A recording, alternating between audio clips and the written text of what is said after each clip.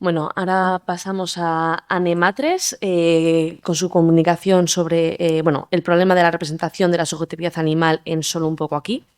Anne Matres, perdón, García se graduó como filóloga hispánica en 2022 en la Universidad del País Vasco, donde recibió el premio extraordinario de fin de carrera.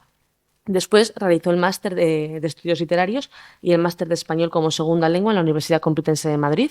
Actualmente está desarrollando en la UPV-EHU su tesis sobre el discurso ideológico en torno a la transición española en la narrativa contemporánea. Cuando quieras, Anne. Muchas gracias. Y antes que nada quería disculparme porque tengo una sección un poco densa, pero no me da la vida para hacer un PowerPoint con tablas y estadísticas, así que bueno, no pasa nada. Espero que me la podáis seguir durante 2 minutos esa sección. Y después muchísimas gracias a las directoras de este congreso porque habéis hecho un trabajazo. Así que bueno, yo ya empiezo. Bien.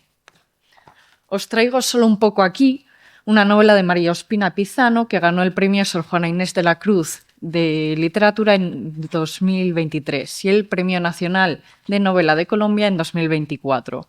Esta novela se centra en los desplazamientos de dos perras, de una tángara escarlata, que es un tipo de pájaro, de una cucarrona, que a efectos prácticos imaginaosla como una cucaracha, y de un puerco espinembra.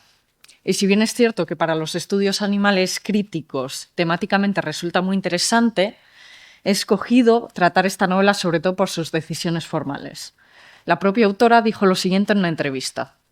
Mi reto era acercarme a los animales no humanos sin caer en la trampa de darles una voz. No porque carezcan de ella, sino porque es un problema ético asumir que sus emociones, su pensamiento, sus modos de percibir el mundo puedan traducirse a nuestros parámetros. Mi desafío fue acercarme lo más posible al animal como persona no humana, con una personalidad irreductible a nuestros parámetros, y en su mundo que trasciende la primacía de la visión, mientras reconocía los límites de ese acompañamiento. Bien, así que el objetivo de esta ponencia consiste en determinar qué estrategias ha utilizado Ospina con este objetivo. El problema de la representación de los animales no humanos ya lo desarrolló Thomas Nagel, o Thomas Nagel, nunca he sabido pronunciarlo, en un ensayo fundacional en 1974, donde exponía la imposibilidad de la representación de la subjetividad animal. Concretamente, determina lo siguiente. Nuestra propia experiencia nos ofrece el material básico para nuestra imaginación, cuyo campo es, por tanto, limitado. De eso es saber qué se siente para un murciélago ser murciélago. Pero si intento imaginarlo, me veo limitado a los recursos de mi propia mente, y estos son inadecuados para la tarea. Y ya que solo puedo verme y comportarme como una avispa o un murciélago sin cambiar mi estructura fundamental. Mis experiencias no se parecerán en nada a la de esos animales. Cierro cita. No solo partimos de una ontología distinta, sino que todo conocimiento es conocimiento situado.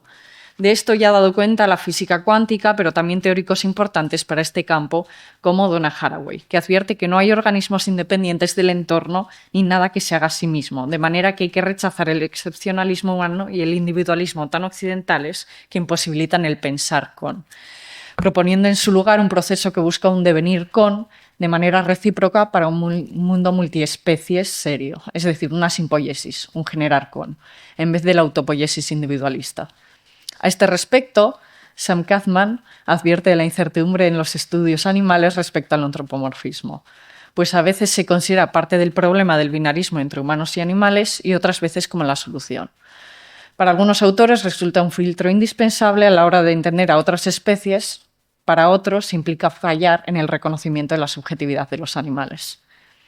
María Ospina Pizano ataja este problema en su escritura simpoyética al recurrir a un narrador extremadamente cauto, que muestra las insuficiencias de las herramientas conceptuales humanas. Otros académicos han dado cuenta antes de este narrador o estilo peculiar sin detenerse en análisis profundos. Daniel Urrieta menciona que hay, cito, una voz narrativa cuidadosa, especulativa. Emilia Perassi apunta, vuelvo a citar, a una retórica de la duda y la incertidumbre, virtuosamente construida sobre las posibles variantes del periodo hipotético. Y por último, Carolina Navarrete, Gabriel Saldías y Claire Mercier consideran que se trata de un registro de la incertidumbre. Para que os hagáis una idea de las estrategias o recursos lingüísticos concretos a los que recurre Ospina, para evitar la antropomorfización, os he traído un muestrario del primer capítulo de la novela, ya que si decidía daros las cifras de toda la obra podía volverme loca. En general, se puede resumir en que el narrador recurre constantemente a la modalización para rebajar todo tipo de certeza respecto a lo enunciado. Concretamente, recurre a verbos y perífrasis modalizadores, a locuciones adverbiales, adverbios y a oraciones subordinadas adverbiales de modo. También recurre a preguntas, la mayoría de estas encabezadas por la expresión «quién sabe si». El recurso más frecuente es el uso del verbo parecer, sucedido de una oración, que se da en 16 ocasiones, como por ejemplo en «parecen enfurecerla aún más los gritos que él lanza cuando los tipos lo arrastran a la camioneta». En cambio, el menos usado es deber de con solo un caso. Alcanza a escupir un par de gruñidos furibundos que deben de revelar la cólera que lleva fermentando por días.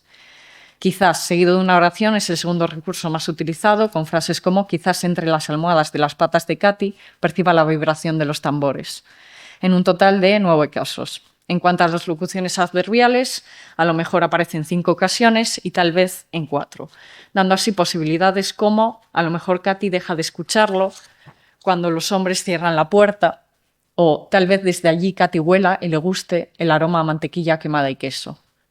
En cuanto al adverbio acaso, este aparece en 2 ocasiones, favoreciendo interpretaciones como ¿acaso cultiva la ilusión de que regresarán a por ella? Por otra parte, hay oraciones subordinadas de modo o complementos circunstanciales de modo típicamente formados por como seguido de un gerundio o de la conjunción si en 10 ocasiones. Por ejemplo, encoge las patas y se enrolla en las mantas como buscando aferrarse al calor que él llegó a dejar. O vigila la esquina por la que él se fue como si no quisiera perderse el momento en que regrese. Por último, por suerte, como ya se ha mencionado, el narrador suele optar por hacer preguntas encabezadas por quién sabe si, pero también realiza preguntas sin ese encabezado. De manera que hay 8 ejemplos como los siguientes para eludir imponer su percepción a las perras o para reflexionar sobre la interioridad de ellas. Quién sabe si a Katy le sorprenda que en vez de rostros haya unos cascos enormes. ¿De qué está tejida esa fuerza que la ata a ese borde? ¿Dónde se albergan sus preguntas? De esta manera, como se puede apreciar, el narrador puede sugerir la sensorialidad, los sentimientos o los pensamientos de las perras, pero sin llegar a imponer esa versión, debido a la duda que sustenta cada apreciación. En las 21 páginas que conforman este primer capítulo hay un total de 55 instancias en las que se usan las estrategias expuestas anteriormente. Cada vez que el narrador pretende hacer algún tipo de apreciación derivada de la focalización interna. La focalización de la novela parece ser un punto conflictivo entre los académicos, pues Frank Alexander Orduz Rodríguez considera que la focalización varía de externa a interna, siendo interna cuando escudriña a los personajes humanos y externa cuando escudriña a los no humanos. En cambio, Carolina Navarrete y sus compañeros consideran que, cito, hay una focalización externa ambigua, puesto que se crea la ilusión de una distancia narrativa mientras la perspectiva se pretende interna mediante proyecciones subjetivas. Revela una cierta indecisión textual en la novela entre una perspectiva interna o externa. Bien, de lo que no hay